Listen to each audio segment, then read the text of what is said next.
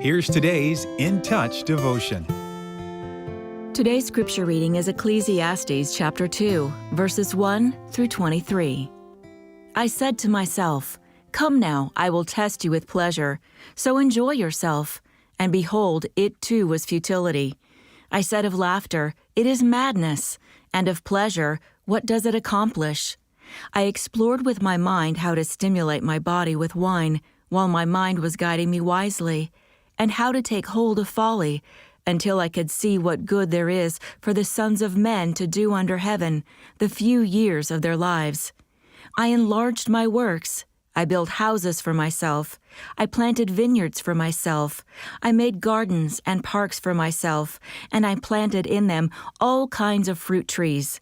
I made ponds of water for myself, from which to irrigate a forest of growing trees. I bought male and female slaves, and I had homeborn slaves. Also, I possessed flocks and herds larger than all who preceded me in Jerusalem.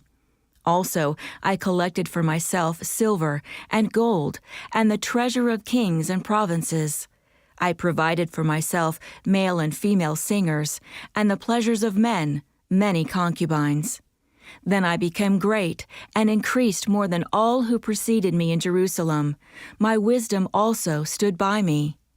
Verse 12 continues, So I turned to consider wisdom, madness, and folly.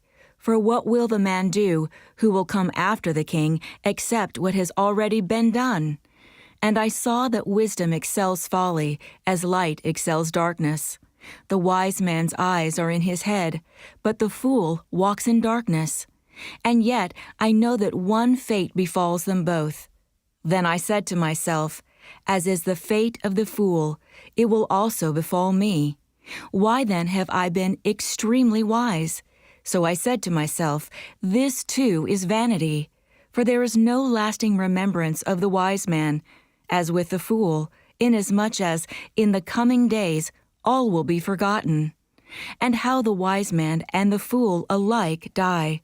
So I hated life, for the work which had been done under the sun was grievous to me, because everything is futility and striving after wind. Thus I hated all the fruit of my labor, for which I had labored under the sun. For I must leave it to the man who will come after me.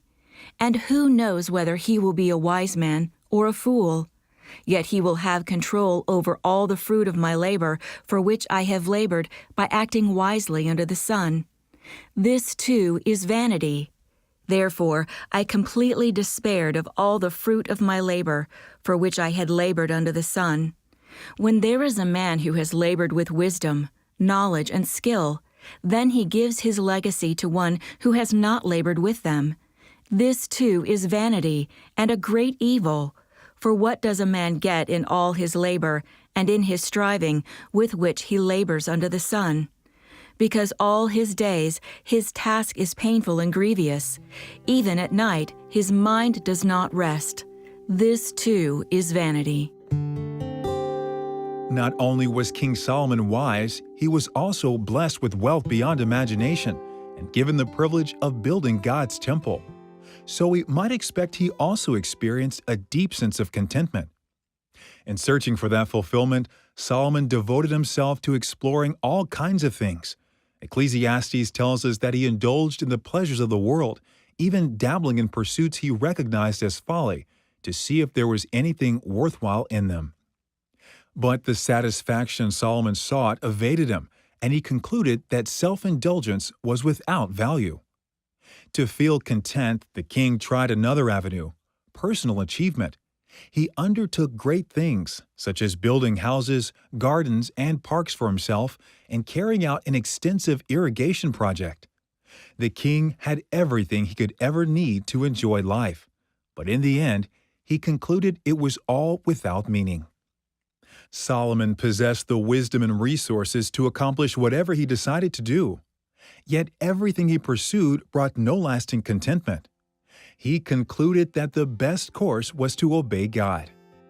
True enjoyment comes only when we align ourselves with His will.